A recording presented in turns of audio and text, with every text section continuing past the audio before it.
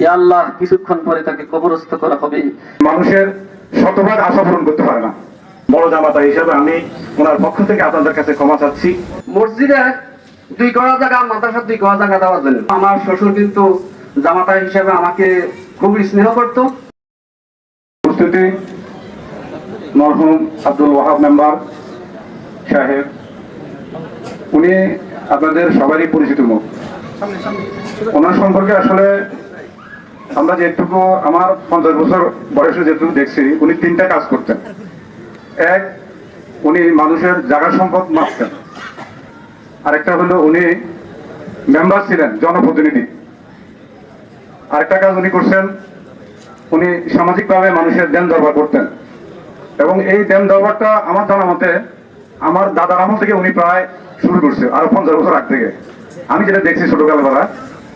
আসলে এই 3টা কাজ যারা করে তারা কখনো আসলে, কারণ এই 3টা কাজই খুব ঝামেলার কাজ।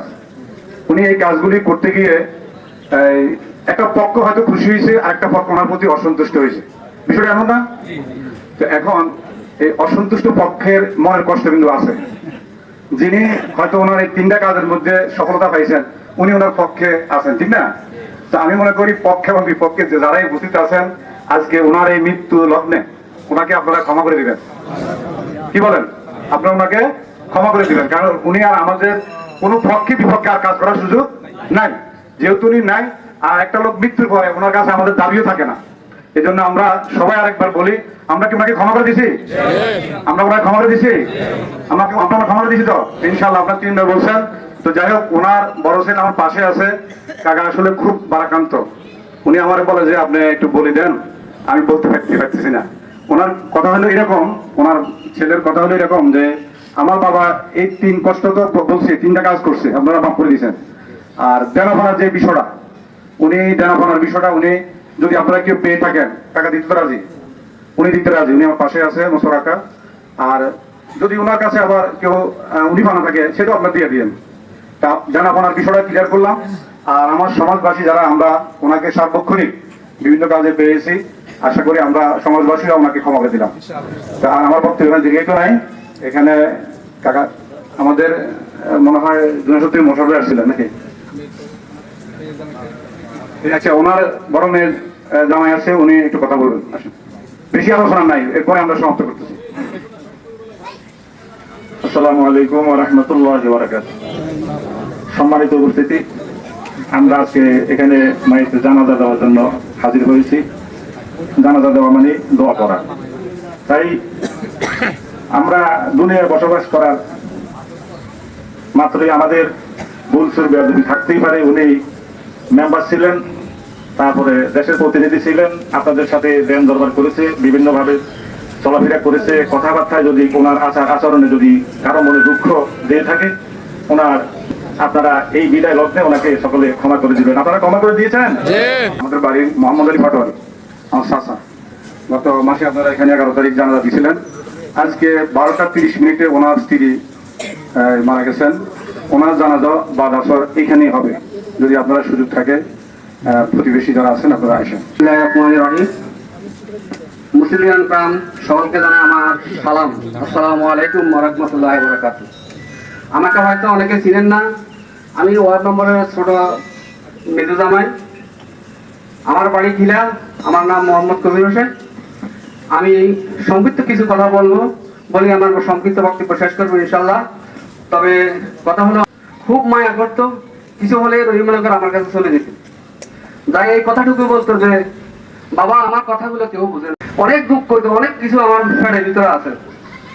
তো যাক, সেদিকে যাবো না। তো আমার শ্বশুর এই ফুলশাইগার বিভিন্ন জায়গায় দেন দরবার করছে, এটা আপনারা সকলে জানেন। আমিনতি করছে, এর পরে উনি হজ করছে। অবশ্যই কারো না কারো মনে দুঃখ তো আছেই, কারণ দরবার করলে, পলিটিক্যাল করলে, জায়গা সম্পত্তি মাপলে সবাই মন রক্ষা করা যায় না। আমি আপনাদের কাছে করজোর করে আবেদন করি, আল্লাহর হস্তে ওনাকে মাফ করে দিবেন।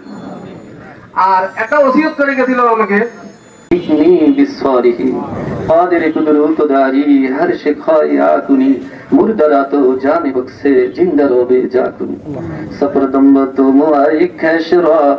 تدانيه السبي كم بشرا گلا کرتا ہوا جکونی اختیار سواد خلقی ترا دستدار من گنجن در زمین و آسمان لیکھے گنجن در قلوب مومینہ گناہ مدد مارے بے شمار تو رحیم تو رحمان تو غفار تو قدیر و جلیل اللہ جہادر تو برخالے کوئی میرا نگادار مری قسمت ہمارا ہو امت ہو تمہارا یا رسول اللہ انظر حالنا یا رسول اللہ اسم قالنا یا نبی اللہ یا رب العالمین یا حکم الحاکمین یا مصیب السائلین ইয়া রহমানুর রহিম মাবুদ মাওলাজি আমরা এই কিছুক্ষণ আগে তোমার এক বান্দার জানাজার কাজ সমর্পণ করেছি আল্লাহ তোমার এই বান্দা তার হায়াতি জিন্দেগিতে কোনো অন্যায় অপরাধ করে থাকলে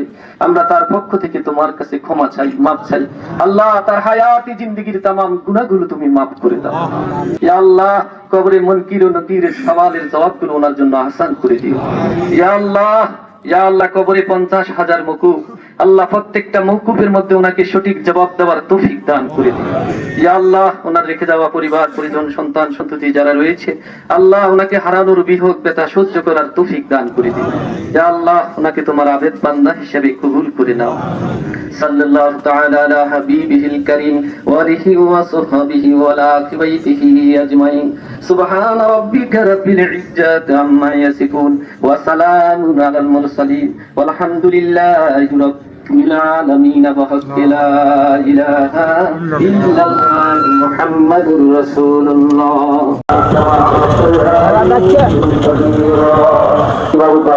ইয়া আল্লাহ জাতির উদ্দেশ্য করে আজকের এই আয়োজন ইয়া আল্লাহ আলহাজ মরহুম আব্দুল ওয়াহাব মেম্বার সাহেব ইয়া আল্লাহ তোমার কাছে সাড়া দিয়ে আল্লাহ ইয়া আল্লাহ তোমার কাছে সাড়া দিয়েছেন ইয়া আল্লাহ দয়া করে মেহেরবানি করে ওনার অতীত জিন্দেগি ইয়া আল্লাহ সমস্ত গুনাহগুলো ইয়া আল্লাহ আপনি মাফ করে দেন ইয়া আল্লাহ ওনার হায়াতি জিন্দেগিতে কোনো অন্যায়